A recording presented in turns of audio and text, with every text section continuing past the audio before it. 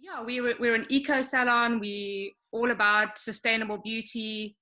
So we try and align ourselves with brands that are green, and yeah, we just we do a lot of beauty stuff. Yeah, that's basically us. Super passionate about the industry. So yeah, this is very close to my heart. I'm really excited to have these chats with everybody. So yeah, thanks. Yvette?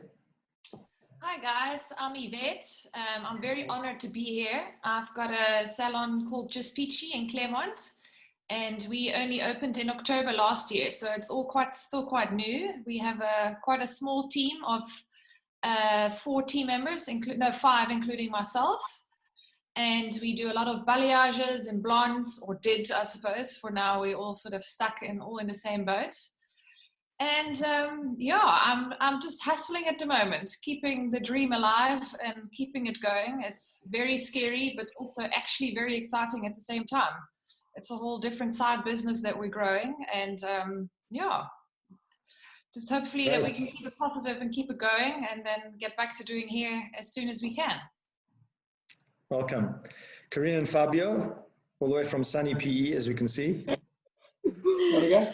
Good morning, guys. I'm Corinne. Fabio. We've got a salon in Port Elizabeth, down in a valley, and we're about 14 staff at the moment. We specialize in barbering, old school, new school, balayage, blondes. It's like a little bit more of a, you know, everything. All rounder, yeah. We've had the shop since 2012. Looks obviously forward to expanding in the future, but like you said, up until now, we're all stuck in the same boat, not doing much. But thank you very much, Stav, for allowing us to be on this webinar. It's an honor, so thank you very, very much from our side as well. Pleasure, guys. Thanks for joining. Okay, we're still waiting for one more person, but I think, or maybe that's Candice. I wonder if we, let me see. Let's see if this is Candice. Sorry, guys, I'm just getting Candice as a panelist.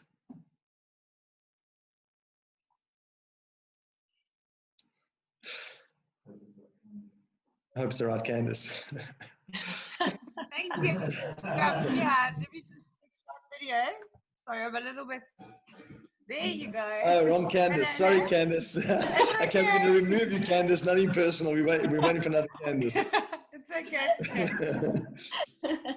Oh, that's hilarious. Okay.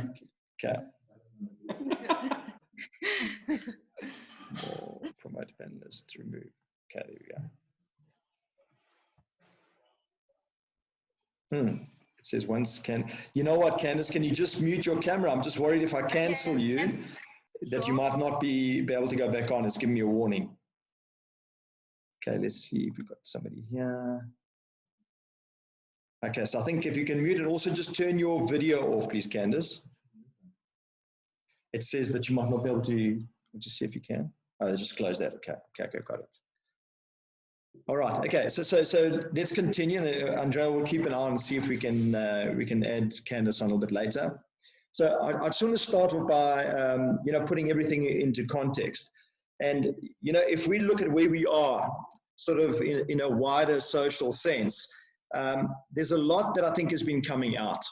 And I think with changes that are so radical that affect our society, just beyond our business, we need to understand that the future to a large extent is unknowable. We can't know exactly where we're going to land up as a society and where we're going to land up as an industry. We can get a sense of what it's going to look like. The best we can hope for is to be in a position where we can be prepared for what is happening. So we can respond to circumstances that are happening around us. But I can tell you a few things that are coming through, a few trends that are coming through. And that is the reality that people are going to have more of an isolationist mentality. People are going to work more from home. And I can tell you from a Twincare point of view, a lot of our staff have been working from home. We've only got a third of the staff that come into the office at one particular time. And, we're quite amazed how much work we're getting done. So we're going to have to seriously look at the model of people working more from home. Do we need these big, spectacular offices that cost us money? Do we need everybody to spend 2 or 3 hours traveling into work every day if we can get the same work done from home?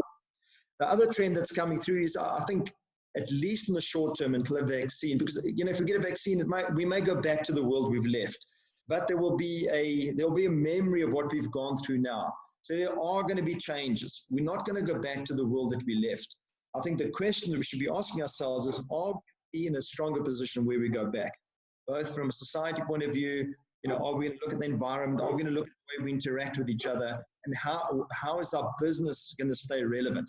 Because one of the things I think we've got as hairdressing is we are going to be relevant. People have tried to cut their hair at home, and all the funny memes have been passed around. They've tried to color the hair at home, and they have tried the box color. But what we got to do is to try and stay relevant, because there are going to be things that are going to chip away at our industry. So we got to think about that.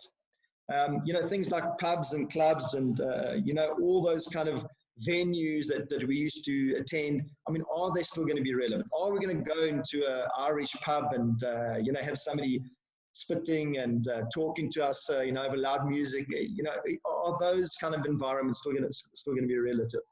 And big shows, I mean, some of the people on this webinar have built their careers around taking part in shows and doing seminars. So those are the kind of things. Okay, is it the same Candice or different Candice? Okay, we're going to try and upgrade Candice.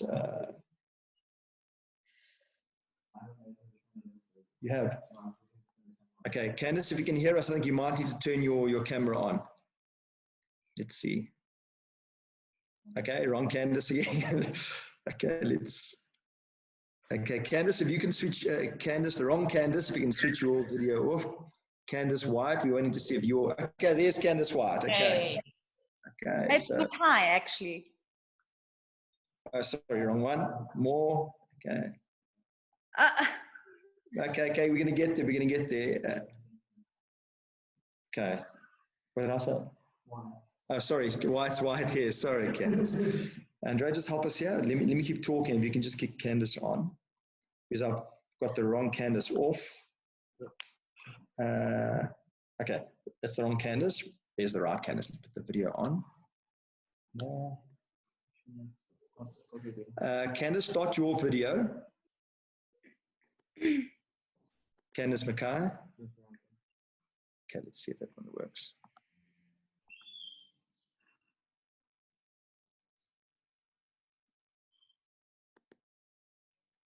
Okay, how's it, Candice? It's quite a journey getting here. Did you have problems with your laptop?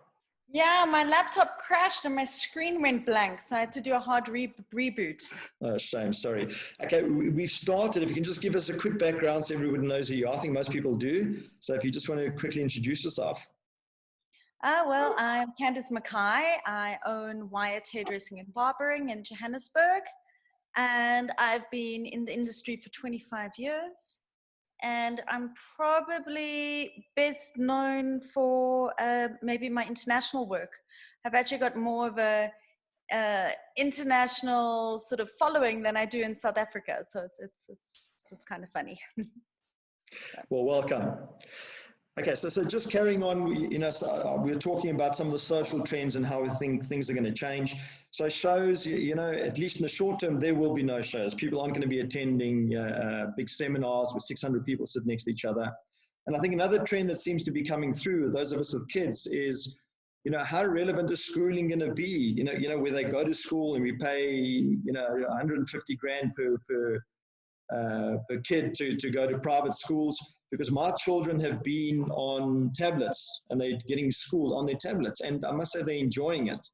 I think, you know, it's hard to keep our kids at home sitting staring at tablets, but there might be almost like a hybrid between school, where they go and do sports and spend a bit of time together, but also spend more time at home working on tablets. So there's a lot of things that are going to change. I think the best we can hope for is that we have the right mindset to anticipate these changes and to adapt our business as these changes happen. So if we start that as a way of background and we bring it to specifically our industry is something that people can't do at home. They have to come to us as hairdressers. And I think if anything, this lockdown has made hairdressing more important to the consumers, because I know hairdressers have been getting phone calls saying, I need you to come and do my hair. What am I going to do? You know, we've got online consultations happening. And I know there's underground hairdressing happening as well, people going to hairdressing salons. So I think things are going to change. And a couple of weeks ago, we did what we call the old school, cool school, which is, the people that really grew hairdressing to where at the moment, all the old rock stars. But now we've got a younger panel, and we want to ask you guys, where do you think hairdressing is going? And I think the first question I want to ask you is, how do you see the industry? How do you see the industry being over the next, let's say, 3 months and maybe over the longer term? So what do you think is going to define when we go back? What do you expect the first week, the first month, and maybe we can look at the longer term after that? So who wants to go first? Well, Should I choose? Okay, Candice, go for it. Yeah, sure. I think it all depends on how the lockdown sort of unfolds, because obviously we're going to have an influx of clients. I mean, I know I have friends in Italy, and they're fully booked until August. But it all depends on the government and how many clients we're able to see at one time. So I do think we'll be fully booked, but the amount of clients that we see in one day may be very different to what ordinarily our Saturdays would be. When it comes to people at the moment, is that people are in a position where they're in this brand new world, which is very scary for a lot of people. And as much as we say that we need to change the industry and things need to progress forward, we also need to give people a certain familiarity that they're used to. So we need to create an environment within the salon, obviously with very high hygiene standards, which I think the majority of us already had. But there needs to be something familiar and something that they're used to, because people are missing that. I also think that because money is going to be a bit tighter and our clients do want to still support us, we're going to have to be very smart about what we do. We're going to have to be offering very quick and less expensive services that give a high quality luxury result in a very short amount of time.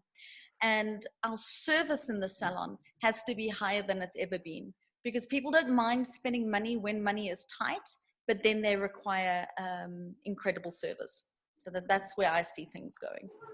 Yeah, absolutely. I just want to add to one of your points, Candice.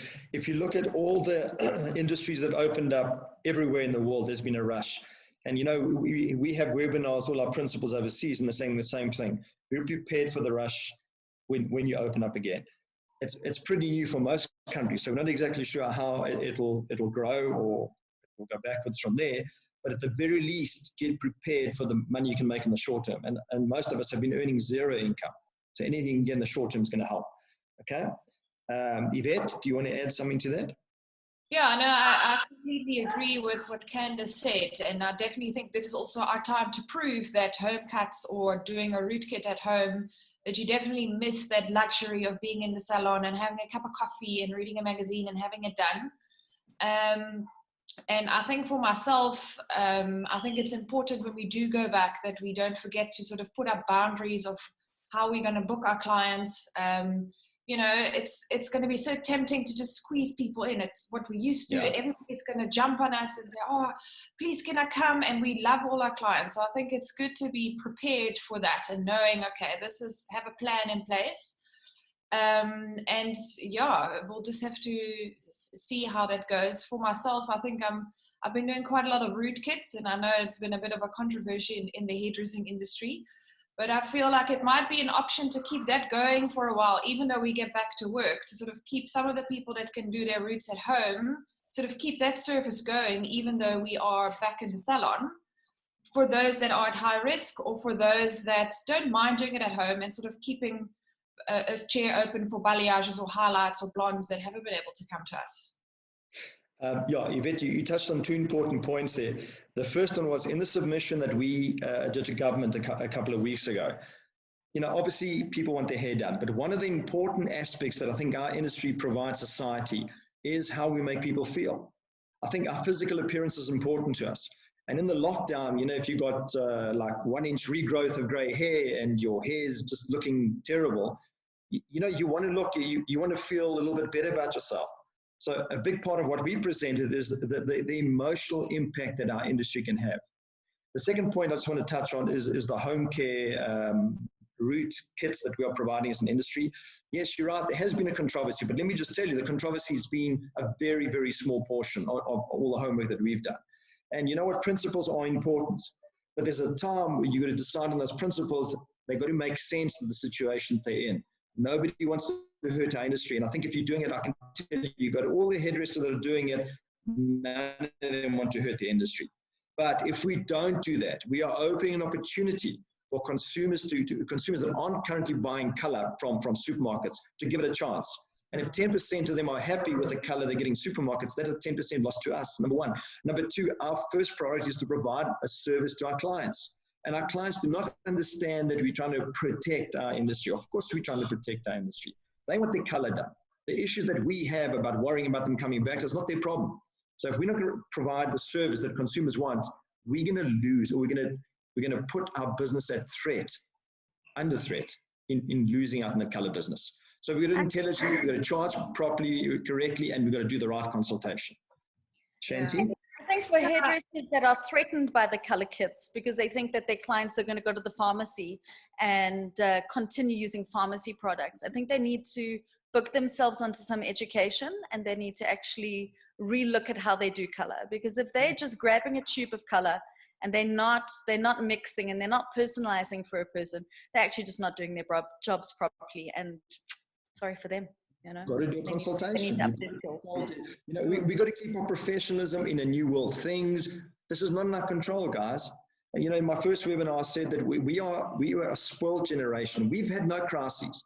You know, we had a small little hiccups with the 2000 crash and then the 2009 crash. We haven't experienced the World War. We haven't experienced the depression that they had in the 1930s. Now we're getting a taste of how fragile our society is. And we're still lucky because I think we're going to emerge from it slightly bruised, but we're still going to go more or less to what we understand. But we also got to accept that things are changing. So we can sit back and, you know, cry and complain that things are changing out of control, or we can do something about it. Shanti? Yeah, I think it's important as well. Like, I think it's safe to say that this is a pretty pivotal time in history, not just obviously for our industry, but for every industry. And I think with that obviously comes an immense amount of uncertainty, but also huge opportunity. And I think it's really important for us. I think the traditional model of salons and hairdressing, you know, we've become quite attached to that. You have your salon, you pay your rent, you grow your staff, your clients come and you offer them a service, they pay you, and that's how it's always worked. And I think in some ways, and I know I've been quite tested in the last few months of letting go of that emotional attachment to what your salon looks like, and actually becoming a little bit more elastic in the way that we think and potentially in what our offering can be for our clients. I think the thing that's kept me confident is that I think we all know that the demand is there. Clients are messaging and they're phoning and they are begging us. I mean, I've got clients saying, I'll pay extra for you if you'll come to my house. I'll pay, you know, they're trying to like bribe us almost to do their hair, you know. But I think it's up to us to shift and, as you say, pivot our offering to now suit the needs of where the industry is going now. And, you know, you can brainstorm and come up with a million ideas that some may resonate, some may not resonate with you. But, you know, things like, you know, where does mobile hairdressing fit into this? I've always shunned it and I've always thought, oh, it's quite tacky or it's quite this or that. But now you start thinking like, you know, some of our clients live in beautiful homes. What if they brought a couple of their best friends around and opened a bottle of champagne, and suddenly you bring a stylist with and you're doing like 5 balayages in this beautiful space and it's so convenient, safe, you know, those kinds of things. Like there's a million little ideas we can come up with to start to think a little bit more outside the box of the traditional hairdressing sort of idea. Yeah, I think what also might happen is that we might be able to, in certain lockdown levels, to maybe travel as mobile hairdressers, which I find ironic because my salon is possibly cleaner than what some people's homes are. But one of the things that I think we need to realize is that we need to connect with our clients on social media, and we need to connect with them on a personal level. You don't want to bombard them with all your specials and trying to sell them something, but you need to connect with them on a one-to-one human level. And what's going to be happening is with the lockdown slowly lifting, and I believe that as we get sort of closer to level 1, lockdown periods, each level might be even shorter, hopefully. Yeah. Basically, the reason that our government has done this is our government has basically been buying time to prepare our hospitals. And as we sort of release into these lower lockdown levels, people are going to be more affected by the virus. And at this point, I mean, I personally don't know anybody who's died, but what's going to happen is as these lockdown levels lessen, we're going to know people who have died, and we're going to have people who are going to spiral into terrible depressions, because globally, that's what people have been going through. But for us in South Africa, we have a delay in this, and we need to be aware of that. And we need to I think all of you guys are salon owners, we need to keep track on how our staff are feeling and how our clients are feeling. And this is going to be a very, very important part to showing that human side of things. Yeah, agreed. Yeah. Corinne, Fabio? I can on that subject. One of my things was with us going back, and we're going to have this absolute one-on-one experience. What's going to happen to our operators? You know, our clients are going to have from start to finish with one person. Yeah. You know, and that is something that Sweden, you know, do. There is no operators. There is no luxury of somebody washing, applying color for you, all those things. And I think for me, people are going to want that of you more. They're going to want you to do the start to the finish. And, you know, what's going to happen to juniors? What's going to happen to apprentices? How are we catering for those people when we go back? Yeah. The business is how we're going to help those people push. Is young stylists going to have to start specializing in becoming a barber? You got to do that great, because that's what you're going to be known as right now. Are you going to perfect the balayage? Because that's what you need to do right now in order for you to have seats in your chairs. Because there's almost a little bit of a gap for the operators and juniors. Where will they fit in after this? Yeah, correct. Fabio, you got something to add? For me, you know, I agree with pretty much what everyone has been saying, but I also, to a degree, I think we're in a very powerful industry in terms of we involve with touch, and we hold a lot of power in healing people.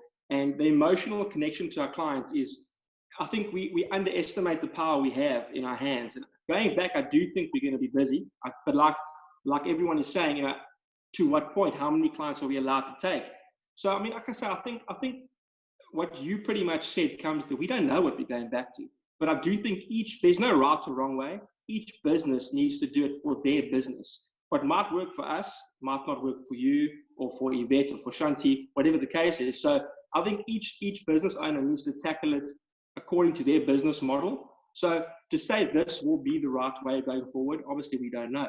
But I do think it's important for everyone to take a hard look at their business and find the right business model for them. Yeah, and I think this was the correct time. It was a good time to move yourself out of your business, because we work so much in our business and so little on our business. And for me, it has given me so much clarity about my shop. You know, I look at everything, the size, everything. You know, is the world changing? Are we supposed to go smaller? Are we supposed to specialize just a few people? Is all this expenses still worth it? Because now we're sitting with it all, and the only people that is basically responsible for people to be employed after this is finished is us. And you know, who was the role players in your business? Who's helping you open those doors in 6 weeks' time? Who's the people WhatsApping?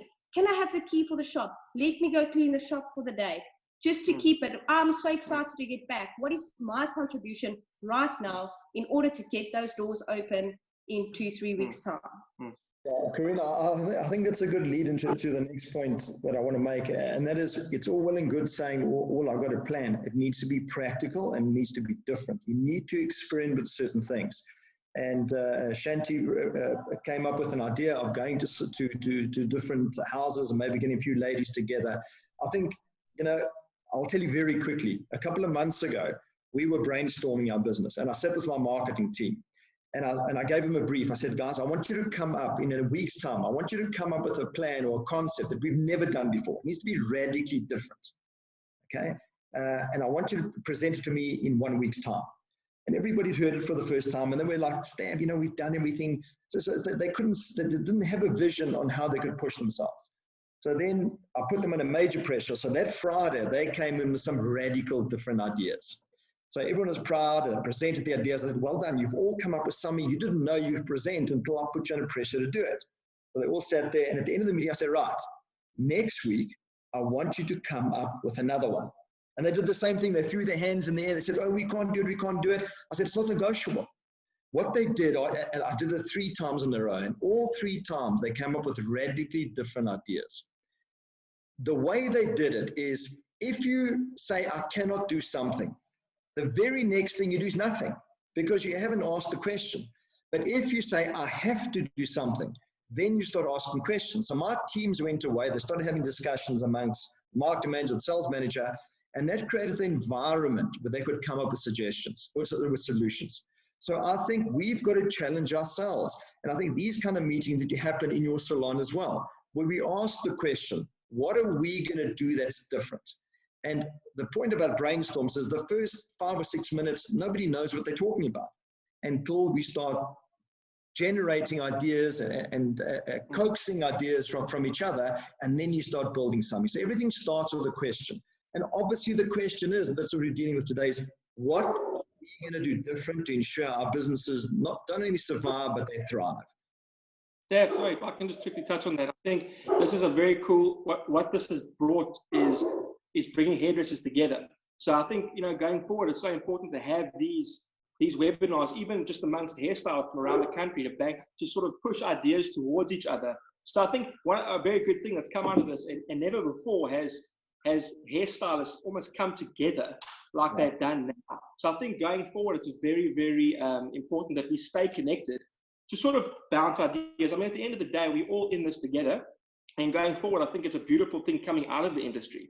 Looking at the older guys you had on the old school guys, one of the, you know, those guys are still doing their thing. And the one thing, if you look at every single guy on that panel, what do they all have in common? They are unbelievably successful.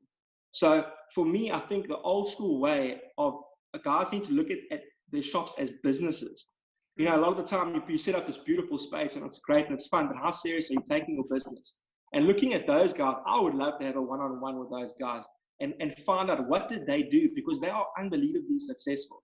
And I almost find like the hairstylists are successful today, obviously, but it's almost like there was a different level of success back then. More disciplined. And I mean, they've done it. You can call them old school, call them whatever you want, but at the end of the day, look where they're sitting. And I think there's major lessons to be learned from guys like that. So I think it's really important to get our minds now business orientated more than ever before. Can I add on to that quickly? Do you mind? No, this is so interesting, because that was a point that I really wanted to share. And it's so great that we're sort of aligned in a lot of this stuff in our thinking. In that, when I think of the older generation of hairstylists, you know, like you say, the ones that are really successful, in many ways, it almost felt like they were like these islands. It didn't feel like, I mean, maybe I'm wrong, but I feel like the younger generation of hairstylists, there's this almost collaborative feeling that's creeping in. And like how, as I call it, it's a sort of either a scarcity or an abundance mindset, you know. And I think specifically in this time, it's easy to get into that scarcity mindset of like, shit, I don't want to let people know, you know, what I'm doing, what my tricks are, what my secrets are, what my formulas are, etc. I want to, you know, there's not enough. I want to keep my clients. Someone's going to steal my clients. Someone's going to steal my staff. You know, it's such a scarcity mindset. And it was actually Andrew from SCAR, who I think is such an incredible entrepreneur and such an incredible salon owner. I take so much inspiration from him. And he really started this, he planted the seed in my mind of this abundance mindset of, this is what I'm doing. It's working for me.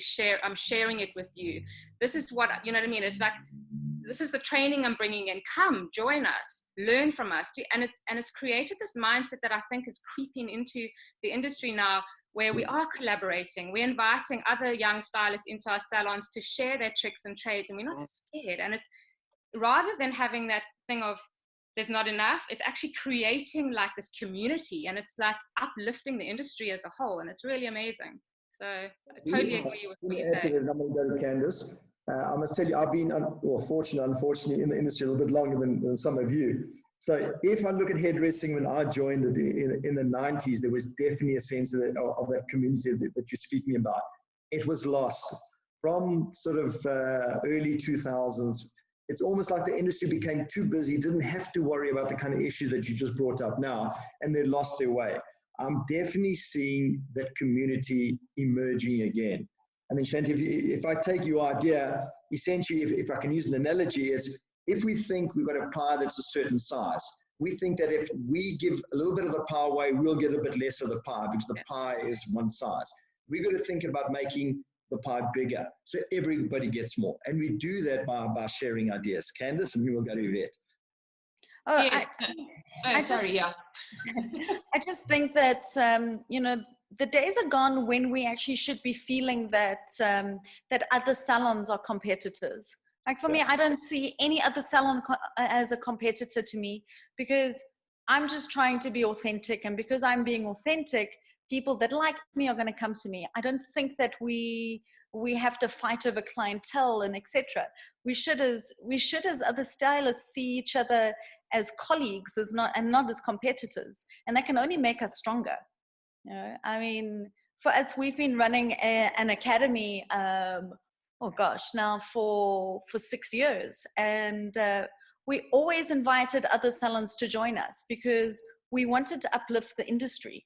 We wanted all of us to grow. You know, I mean, we were the first people to bring Sophia Hilton out, and we brought, you know, Nina Botello out and other people. And, you know, for us, we didn't make any money out of it. We basically, you know, looked at it and divided by 10 and invited, you know, we'd have 4 staff members and invite another 6 people just so that we could bring these people out. And we should actually be working sort of as one cohesive unit than sort of feeling threatened by other people. Yeah, I don't think I've got much to add to all of this. I mean, I completely agree. I grew up in Holland and studied hairdressing in Holland, and I've been in Cape Town for almost 10 years. And I mean, I've said to so many people, to my friends that are not in the hairdressing industry, how amazing our industry is in Cape Town and in South Africa, how we all support each other. I've got 10, 15 hairdressers that I might have never even actually met, that I feel like I can pick up the phone and ask them questions, especially in these times. And I even sometimes feel that our clients feel a feel of comfort. If I say, you know, oh, I know this hairdresser, you know, maybe try them. Or if I'm fully booked, you know, she's also amazing with balayages. Or if they told me they've been to a stylist before, and I'm like, oh, great, she's amazing. I've met her at courses before. I just think it's just an amazing industry to be part of all around, and it's so inspiring, especially in these times that we're all coming together even more. But I do feel it's been like that for a while, that we've got a really cool community of supporting each other. I just want to move on now for us to try and guess where individual businesses are going to go, because I think we've seen it already. Some salons have closed down. One of our big salons has closed down. So I think there's going to be a lot of hairdressers looking for jobs. And like I've said in my previous seminars, I think it's obviously, you know, devastating for the people involved. But I mean, you've got to pick yourself up and continue with your life and earn a living. And I think the advantage of that is going to be, there's going to be a lot less shortage of hairdressers in the industry. So if you were a salon that were breaking even and, you know, you had 10 stations and 6 hairdressers, hopefully you'll get another couple that will join your salon and make your salon stronger. So what do you think do you think that's a real opportunity? Do you expect it to happen? Have you had any approaches from people looking for jobs? Where do you think we are with that? Maybe Corinne and Fabio can start with that. Well, for us, you know, looking, I think in PE, we actually have a lot of smaller salons. You know, we've got a few big ones that carry about 10, 12 staff. What their situation is right now, I don't know. I think for our town, we look pretty strong. We haven't had really that we've heard anybody close their doors or anything like that. I just think it's maybe with you being at home, sitting as a stylist, and you maybe lying on the couch and you looking at what Shag is posting for the day or what this one, and you kind of think of yourself where you want to be as a stylist. Maybe it would be easier for you to approach someone now to say, guys, I would love to join your team. Is there opportunity for me? You know, things like that. Or you're going to have the situation where two stylists in a business are going to collab together, open a smaller shop, partner up with each other. And I kind of see that is going to be where our industry is heading in the next 10 years. Due to immigration, we're losing stylists. We are, you know, if you say you want good stylists are going on their own. They want to open their own thing. They want to be, you know, collabing with another barber. So a great balayage and a barber joining together instead of having to work for someone, you know, the VAT that must come off your pay at the end of the month, and just, you know, all those things that's just going to, I think people are just at the end of the day going to look at how they're going to benefit from doing daily hair for their own pockets. Yeah, you know what I've seen, guys, is, so sorry, Fabio, go then, I'll go next. What I was going to say is, I totally agree with Corinne, but also on the flip side, I do think a lot of people now realize in a time like this, having a business, you know, how stressful that can be. Because it's easy to say, I'm going to go on my own.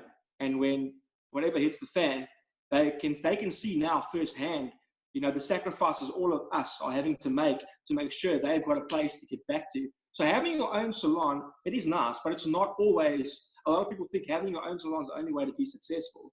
And also it's not necessarily that way. So I think there's two sides to that coin. Yeah. Fabio, you know what I have seen, and I just thought about it now, is I think with the younger generation, ego has become less important. If you look at the old school hairdressers, they've obviously earned it, but they also built their businesses and they grew up in a different era where there wasn't social media, so they couldn't build their profile unless they were presenting themselves. So I think because ego is less important, because you can build a profile on social media, having your own salon is something that a lot of hairdressers are going to question. I mean, do I need a hairdressing salon to make me feel successful? Or can I go and build a really good clientele in somewhere with another salon where we can share the expenses and I can make more money, because at the end of the day, we want to make money. So yeah. I think that is something that I'm seeing coming through in the industry. I think just one last thing, Stav. I think that's something that, you know, even for me, sometimes I do forget, is that at the end of the day, we love what we do, and it's passion, and it's our lives. And at the end of the day, we're all doing this though to make money. This is, you know, that's what I think, treating it like a business. It's money at the end of the day. Yeah. I think that what we might also be having is that I think there are a lot of stylists out there who were kind of one-man bands and that kind of stuff who weren't compliant at all. I was added to a WhatsApp group, and I was horrified to hear that these people they had no ways to actually bring in any income during this time because they weren't VAT compliant, they weren't SARS compliant, they weren't part of the bargaining council. So I'm hoping that these people in the future, if they don't go, I mean, they're probably going to need to liquidate. But I'm hoping that the industry will become more compliant so that we can become stronger. And at the same time, I think like one of the things that I was thinking is that like for my stylists, I've been paying their basic salaries during this time, which yes, it's costing me a fortune and it's going into my personal savings. But there are a lot of hair salons out there that have only been able to pay their staff minimum wage. So at this stage, if you are a good employer, I think you need to go out there and you need to actually promote it. Because if you've been looking after your staff, there are tons of people that haven't been looked after. I mean, even if you look at the UIF, I don't know if you guys received an email from UIF yesterday, but for last month, the UIF paid into the employers' accounts, and the employers then needed to pass that on to the employees and send the UIF proof of payment. The employers, many employers, held on to that money and kept it. So this month, who knows when people are going to be getting their UIF, because now it's going to go into the individual's accounts because of that. So I'm actually really excited about this time, because I feel that the bad employees or or hairdressers who just aren't compliant are maybe not going to be that successful. and that it can actually sort of almost be survival of the fittest. And the people that are compliant, who actually care about their staff and care about their clientele, are actually going to succeed during this time. I'd like to move on now to have a discussion about marketing. And I'd like to ask you, how have you been marketing your business? Obviously social media, the conversation is going to be mainly around that. So how have you been marketing, and how do you think it's going to change going forward? How are you going to, what are you going to change your message to?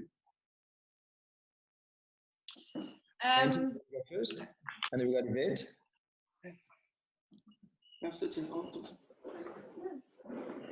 Yvette, you want to go first? Sure. So I've, for the last sort of 3, 4, 5 years, I think have had quite a strong presence on Instagram, which has obviously been, building up over the years. And I think especially in times like these, it shows how important it is to have that almost direct line with all your clients and followers. It's just been so helpful communicating to my clients, telling them when we, that we had to close, when we reopened, what we can do for them at the moment in rootkits and retail, promoting all of that. And just sort of seeing, asking them what they want from us. That's sort of been my whole idea also, is sure, we can't work, but what can we do for you? What do they want from us, and what are we able to do for them?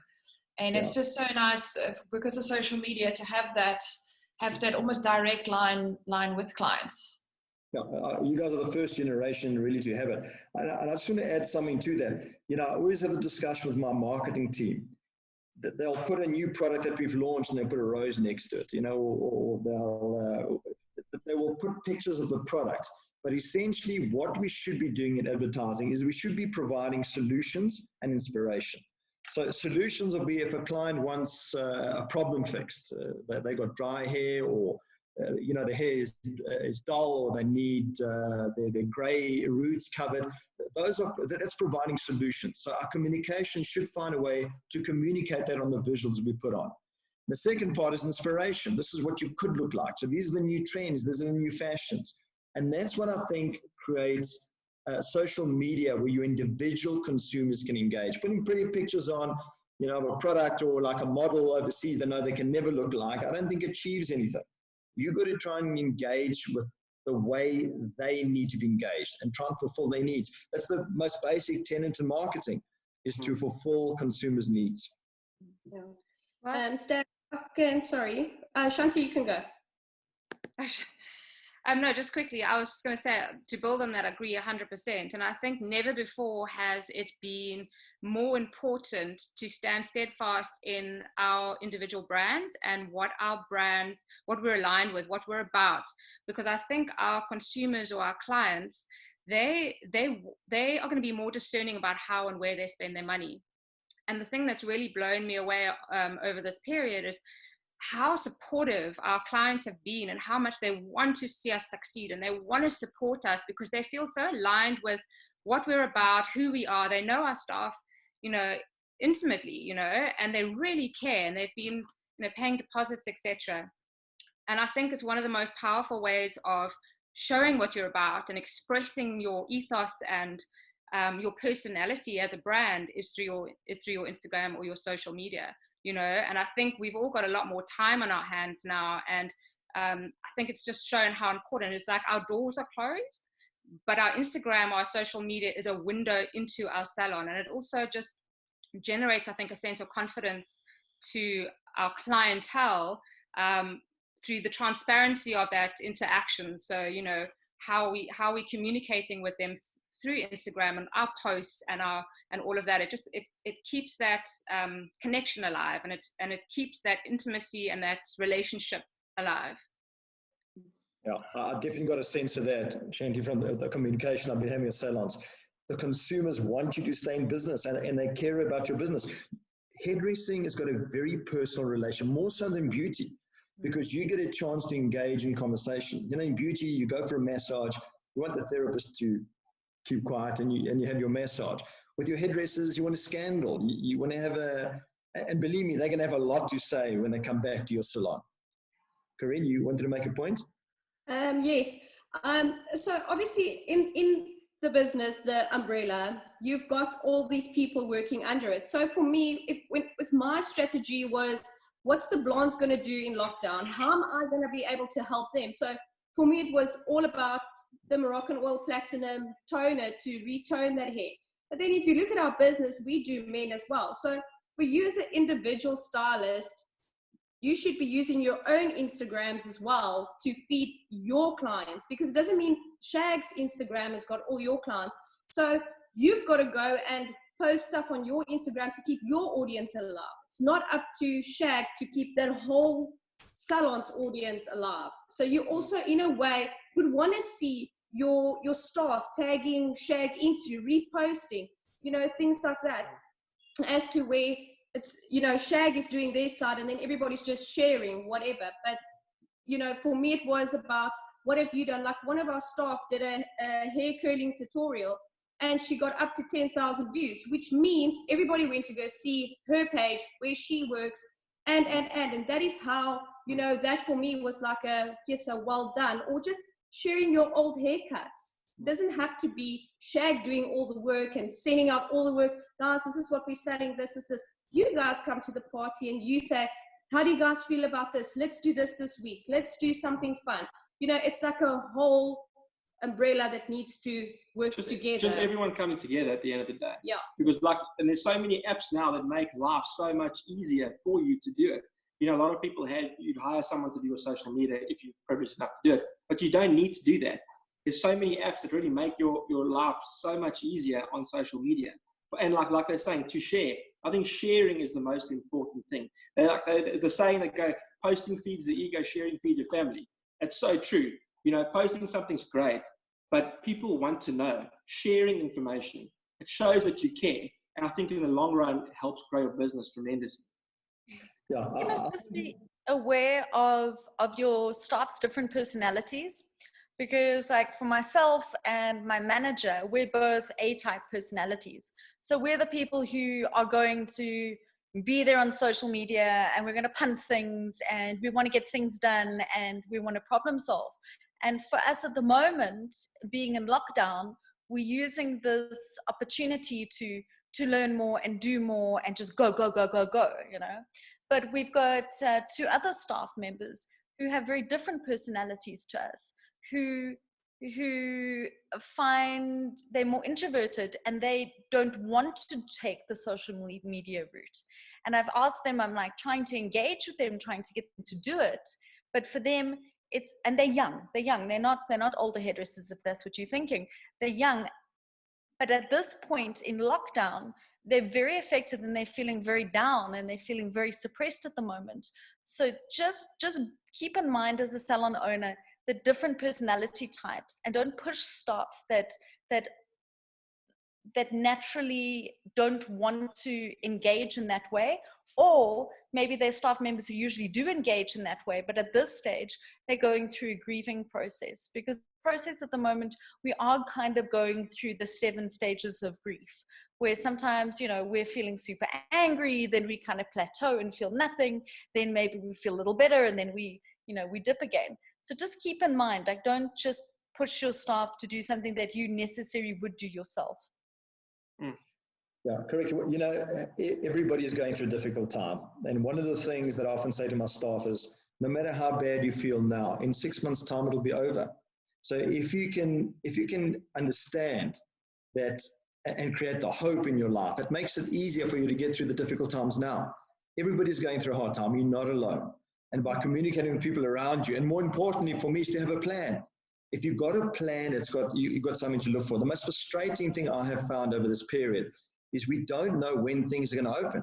If I knew we were going to open in September, October, which we're not, I'm hoping that we'll be open next month, then at least I can plan my life around it rather than, you know, just wafting around hoping that things are going to happen. Okay, guys, what I'd like to do now is to move on a little bit. The last topic that I want to discuss is, how do you think fashion is going to change? I mean, what are the things our consumers are going to be looking for? Are they going to be going more for simplicity? Are they going to be looking for more glamour to try and get out of this funk that we've all got into? And Candice, I think you've got a presentation you've planned. Am I correct that you'd like to share? I'm going to share with you guys 2 Pinterest boards that I've put together. So, I mean, the entire world, as we've been talking about, is going to change. We're not going to be re-emerging into something that that is very sort of familiar to us. And people are going to sort of embrace 2 main trends, I see. We're going to have the minimalists and we're going to have the spiritualists. We're going to be having let's talk about the minimalists. The minimalists are going to be people who have realized during this time that they don't need as much as they had previously. They want to actually own less and be more sort of conscious of what they're purchasing and etc. These minimalists are going to take on quite traditional looking shapes and quite neutral looking clothing. I'm just going to share my screen with you guys. Share screen. Let's say desktop. Share. Oh, I don't want to join the meeting. I'm already on the meeting. Here we go. All right. Can you guys see my screen over here? I think try and drag it up and center it. Okay. I just need to minimize you guys. There we go. So this is going to be the trend for the minimalists. These are people who are going to go for sort of more classic kind of wear with interesting shapes. So we're going to be getting a lot of neutral colors. We're going to be having the very classic sort of French tips, well, not even tips, it's a short natural nail with a little bit of a painting, natural colors. We're going to have sort of very natural looking fabrics that maybe have a twist in the design, sort of small little elements, but they're all quite sort of functional, and there's no sort of over embellishment in anything. We've got a trend coming through here, which is coming from athletic wear. I mean, a lot of us have been in sweatpants for the last 8 weeks. And quite frankly, I had to put on a pair of trousers the other day to do a step-by-step tutorial for somebody.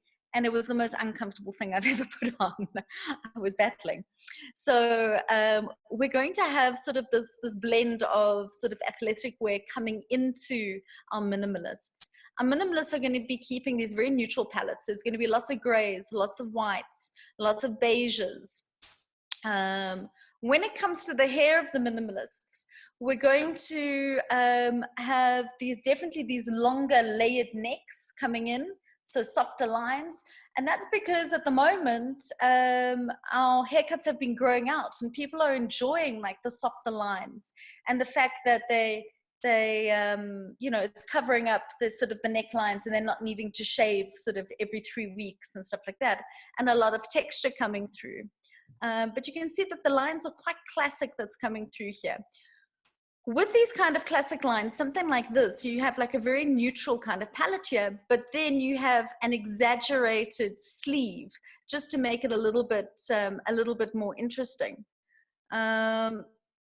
So, you know, here, once again, interesting sleeves, but very sort of basic wear. You know, we're also coming into the beiges, which we've actually seen previously. So you're looking at this and going like, Candice, I know this. This has been a trend that's been here for a while. And the reason that this trend is still going to be here is the fact that all of our major fashion houses are not putting on shows for the next year. There is not going to be any fashion weeks. They're not going into production. So the trends that we're going to have are the trends that we've had previously for this minimalist trend, but it's going to be exaggerated. Okay. So coming through, we're going to have, with this minimalist trend, these are people that, yes, they're minimalists, but they're going to be seeking out luxury and quality. So they will have their amazing cashmere sweater that's going to cost a couple of $1,000, but they know that they can wear that for the next 10 years. So it's a very kind of classic, but a long-lasting kind of wear. You know, like for this kind of trend over here, it's just a plain white t-shirt, but this plain white t-shirt will be made from maybe a bamboo or an incredible cotton that is going to last longer than maybe just buying something from Cotton On. So we're also going to have the oversized jackets coming through again, which we saw last year already, because people aren't going to be renewing their wardrobes 100%. They're going to be bringing out what's already in their wardrobes and then adding certain elements that are very basic, but that are going to sustain them. So lots of black, lots of gray, and very sort of classic things, but with a little twist coming through. The hair is going to be, as you can see here, quite natural, lots of feeling going into their hair. When it comes to the makeup, just a little bit of blush. We're going to be seeing a glossy lip for the first time in a long time. And we're going to be seeing palettes like this. So if you think the minimalist trend is just nudes, it's not just nudes, it's nudes that we're seeing in nature. A very pretty trend, I think. When it comes to men's hair, it's all going to be longer. Thank God the fade is going to be out. If I have one more guy asking me if I can do his fade, and he wants me to shave his contours off because he's been going to the barber and thinks that's a fade, I'm going to go insane. Thank goodness we're going to be getting longer hair. So here we're going to be getting longer hair going through, beautiful, like that is a graphic hairline, but you can see that it's actually textured and it's soft, and we've got lots of texture coming through. Let me find my other trend. The other trend I've actually called Spirit, which is, let me find it, which is going to be interesting. These are going to be our more positive people who are going to experience quite a spiritual shift in their lives during COVID. So what I'm trying to say is that these are going to be people that have been trying to embrace more of the spiritual side.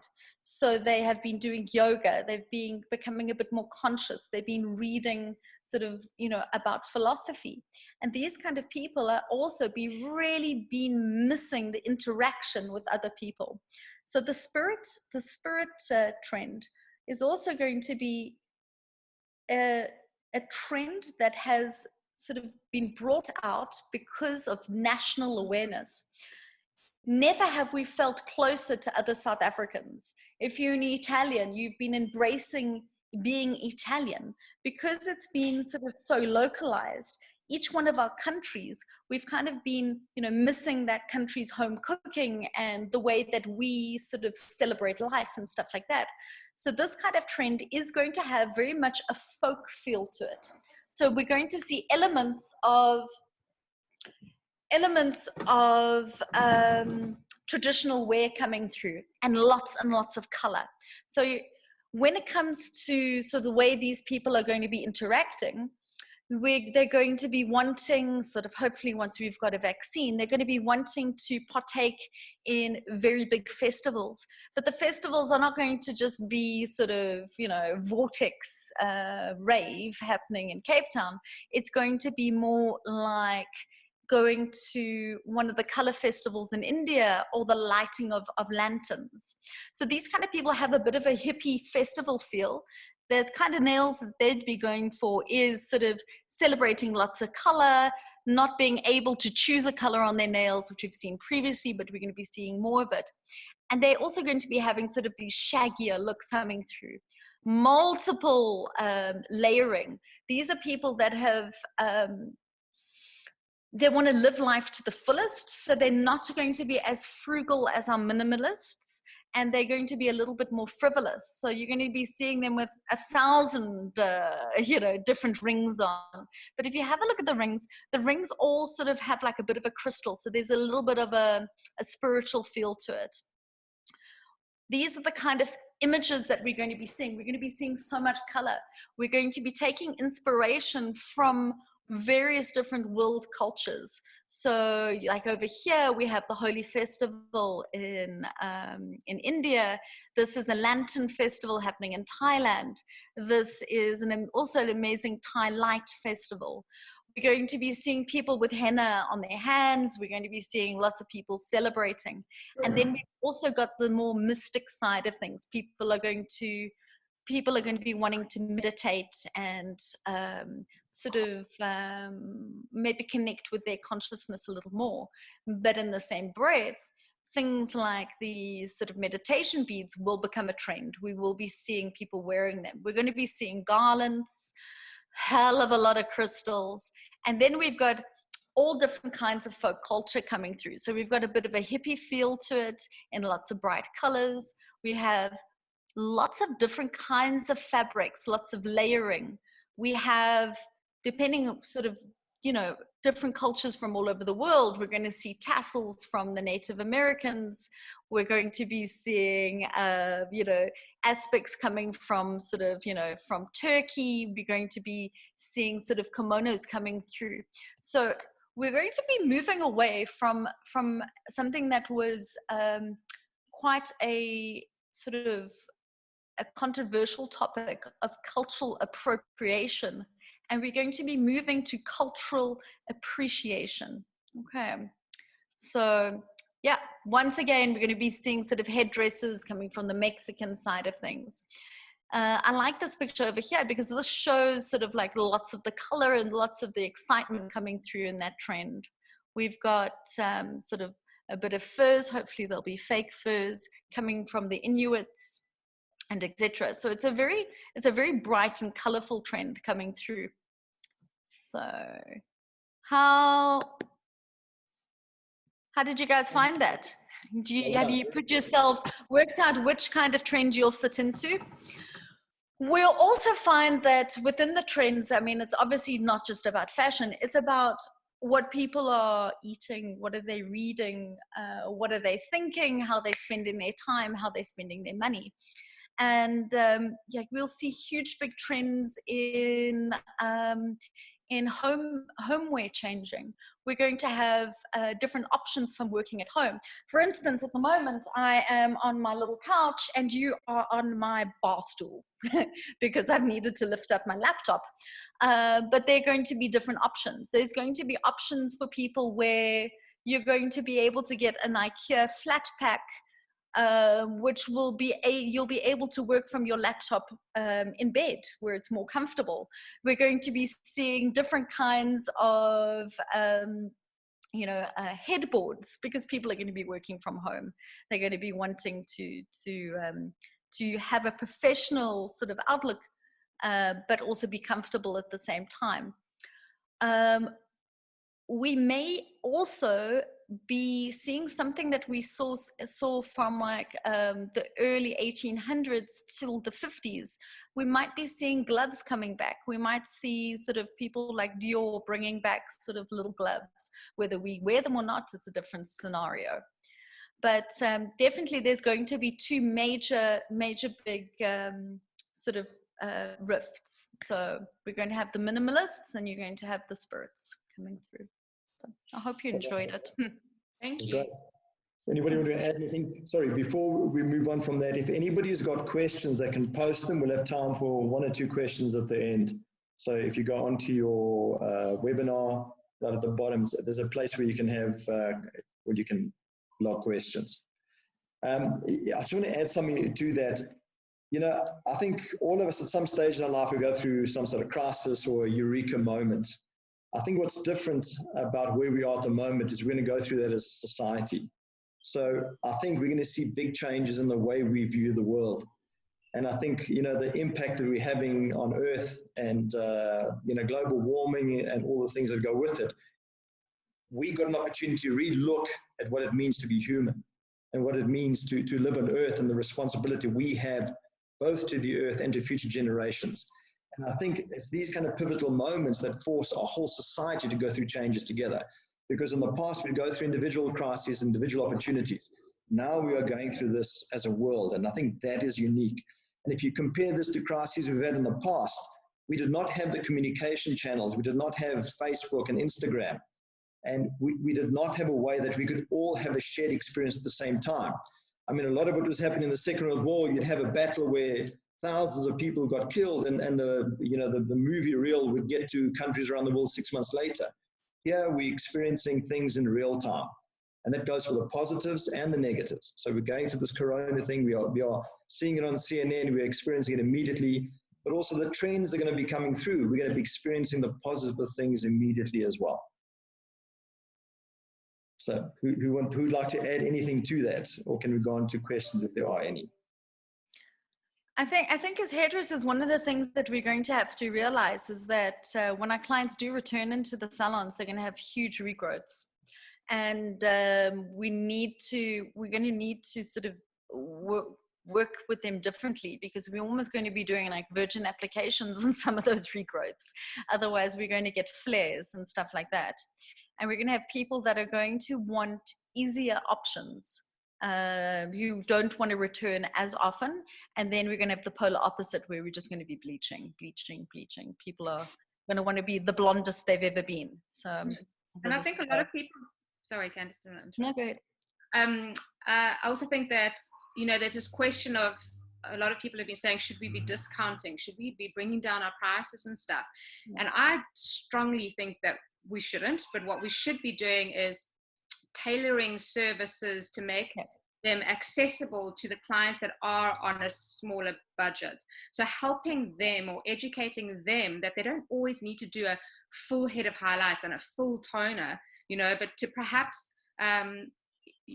show them references and explain to them what could work on their hair, that they can do something minimal. You know, that's why the balayage is so great, because, you know, you do a beautiful balayage on someone and they can come back in 6 months' time, you know, like work with them and charge them accordingly, but they don't have to do the full package, the full service every time. Because there are going to be a lot of people that have lost their jobs and they're on cut salaries and stuff, you know, and rather than sort of pushing them out or eliminating them from your client list and saying, well, you can't afford this anymore, you know, you draw them in, but then just offer them a solution for that, help them, you know. And I think because we're also going to have limited time with people in a salon, doing those sort of maybe foster services is a way to look at it, you know. So maybe just, you know, doing some baby lights around the hairline, and then maybe like 5 panels of balayage through their parting and a toner, you know. So quick, fast. Exactly, yeah. There's going to be an economic impact on our business, and some of the ideas we discussed are obviously going to make sense. We've got to adapt the kind of services we offer. And I think as currently impactful as the shutdown or the lockdown has been, there's going to be long-term implications as well. And one of the most scary one, at least for us as suppliers, is the exchange rates depreciate by 30%. So no supplier can absorb that kind of hit in their margin. So imported products are going to become a major issue in our industry. So we've got to make decisions for the long-term health of our business. We've got to, obviously, we need income to come in the short term, but we need to ensure that we're in business for the long term. I think also we're going to see a shift in clientele. I don't think that we're going to be quieter after the rush. A lot of people are like, oh no, my clients are not going to be able to afford it, and etc. What I've seen is that every time we've had sort of an economic issues, it's almost the clients to shift down. So the clients that were going to a hairdresser that was more expensive than me sort of start coming to me, and then I, you know, look at my book and say, hey, I haven't seen Sandra in a while, because she's now moved a tier down. So people are just going to move around. So we need to make sure that our service and our consultation for new clients is really, really up to par and really quite amazing. And that's where our junior stylists can really step up, you know, because I don't know how you guys work, but we have a tiered pricing system in our salon, you know, and maybe the clients that were coming to you as a salon owner now go to one of your senior stylists, or they then move down to like a more junior stylist, and maybe that's an opportunity then for your juniors to kind of step up, you know. Yeah, our salon's different. I don't let anybody touch any of our clients until I see them as a master stylist. So we only have one. Oh, okay. Okay, guys. Well, I think we can start winding it down. I'd like to thank you guys for being part of this. I mean, I found it really enjoyable, and hopefully everybody that attended learned something from it. So I think if I can leave everybody with one thought, is that at the end of the day, you need to have a plan. And that plan's got to be practical. You can't just plan to be open in 3 months' time. You need to know what you're going to do now to succeed in the future. What are you going to do the first day you walk into salon to ensure you succeed in the future? What are you going to do a month after that, 6 months after that? I think if anything, it's given us the opportunity to reevaluate our lives and to reevaluate our business. And we need to be left with a plan, because life's going to continue. Our expenses are going to continue. our needs and our challenges are going to continue. Our life's going to continue, and we need to be prepared for that. I think we've had time now to mourn. We've had time to accept that things are going to be different. It's time for us to change our mindset, become optimistic, and put a plan together where we can all succeed. Okay, guys. Thank you very much. Thank you. Thank you for all the people that attended. This has been recorded, and we are going to put it on YouTube. It's under Twincare if you want to search it and watch it later. Thank you very much. Good luck, and we'll chat soon. Cheers, guys. Bye. Bye. Thank you so much. Bye. Bye.